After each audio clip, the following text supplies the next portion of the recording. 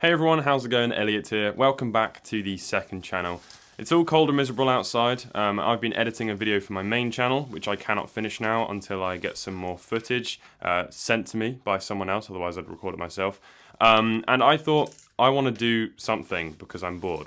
So what I'm going to do is build a Game Boy. Now I've already done most of the work. We did it in another video on this channel. In fact, it was a live stream.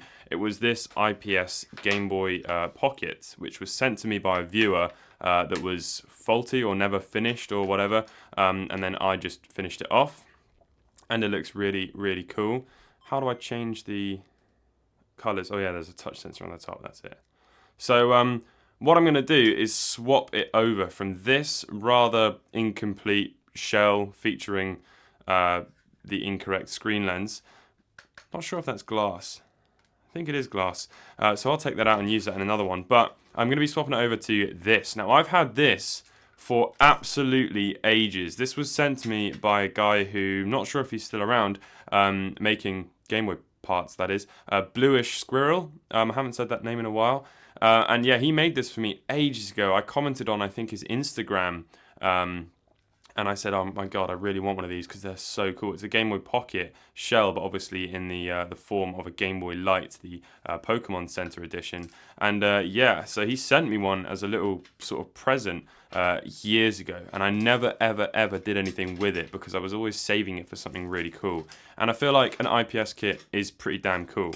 And there's a lot that could go wrong because the person who sent this to me adhered the IPS screen into the shell of the Game Boy, which is a really dodgy thing to do because if you need to do any work to it, like we need to, the fact that the screen's adhered in makes it a high risk of breaking the screen. So I'm a bit nervous, but let's take it apart again and just see what we're working with. Also, I don't know if you'll remember, we didn't have all of the screws as well to get this done. Because I didn't have any to hand and it didn't come with any. The guy who sent it to me. So we're going to try our best and see what we can do. Come on. Out you come. There we go. So, in fact, there's not even any screws holding that board down. So what we need to do is remove this. But look, the screen is soldered to the motherboard. That's going to make things difficult. And then that's adhered to...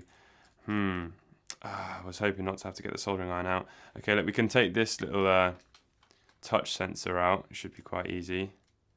Okay. Now... that's annoying. How hard is this going to be to get out? I don't know. We need these membranes, that's for sure. Oh no, I bet it's going to be well hard. Oh, this is going to be awful. Okay, what I'm going to do is desolder. In fact, I'm not going to desolder. I'm going to do a real cheap thing here and just wiggle and break, I think. There we go. That wasn't that hard. Okay, let's remove these buttons. So this is what we're working with. Can you see the screen is obviously adhered into place, which is very awful. That is going to make things incredibly difficult to get this off. I'm hoping we're going to be able to get it off with maybe a hairdryer.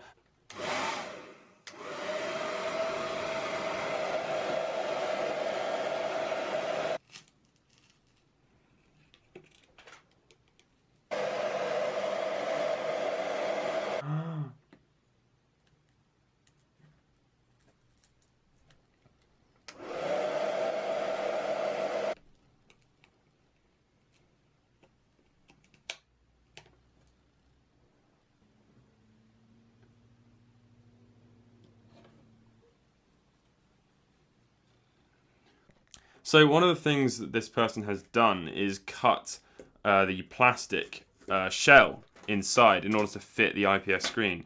And that's going to slightly break my heart having to do that to this shell, but I kind of need to in order for it to work. So I'm just going to remove the last of this adhesive tape, which is honestly the most adhesive tape I've ever seen in my life. And then we can see what this person's done and replicate it on the yellow shell. So yeah, let's do it.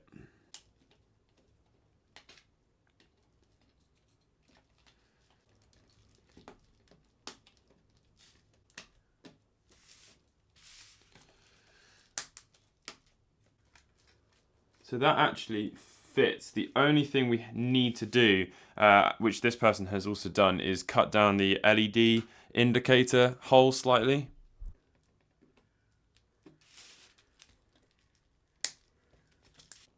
There we go. Look at that, and that is a really nice fit. That's not moving side to side at all.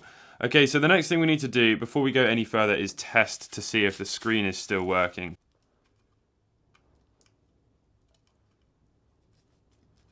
So now what we can do is test and see what's happening. So we slot the back on and get some batteries. I'm very nervous. I don't know what the outcome is, honestly.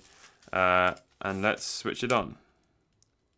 Oh my goodness me, it still works.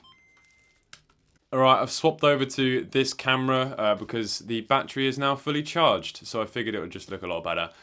So I'm ready to put the screen in and start reassembling the whole thing now. As I said, I'm not going to be adhering the screen down. I think it's just not a fantastic idea. So let's put all the buttons in. These are aftermarket, but that doesn't really bother me too much.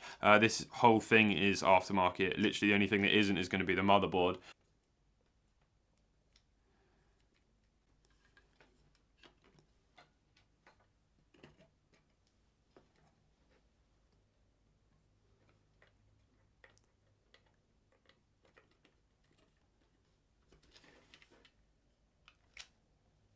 And it doesn't, the screen's not going to move around at all. So that should be fine. So let's put some screws in it.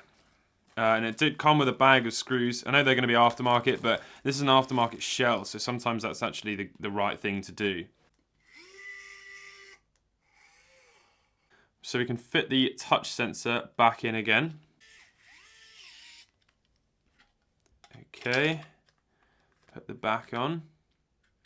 And then we can put these screws back in as well. Okay, so that's all the screws in the back. So let's chuck the batteries in and close up the battery cover and test it again. And the color changing seems to still be perfect as well, so that's cool. So all that's left is the screen lens. Let's stick that down. And I'm just going to use some double-sided tape.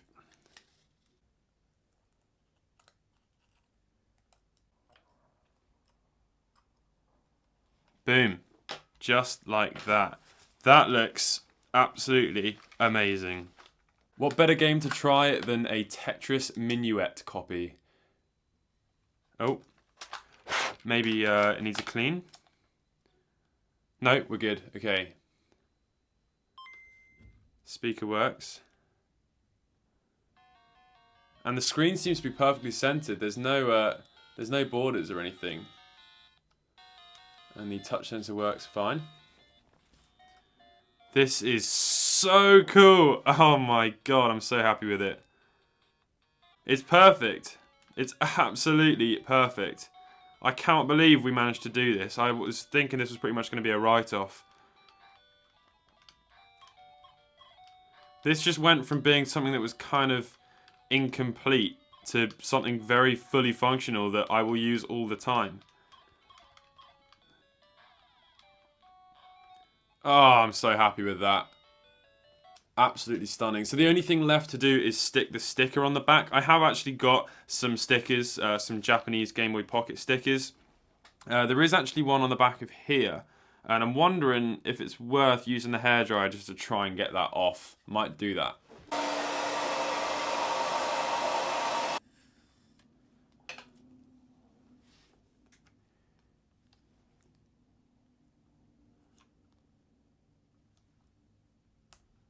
There we go.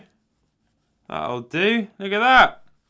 Look at that. That is absolutely perfect. It's literally the dream. It's a Game Boy that I've wanted to build for so long. I've finally built it, and it's got an IPS screen in it, and it's really like I waited, you know, for the right thing to go inside it. I don't see how it's going to improve more than this, but when it does, I'll probably be able to put it in.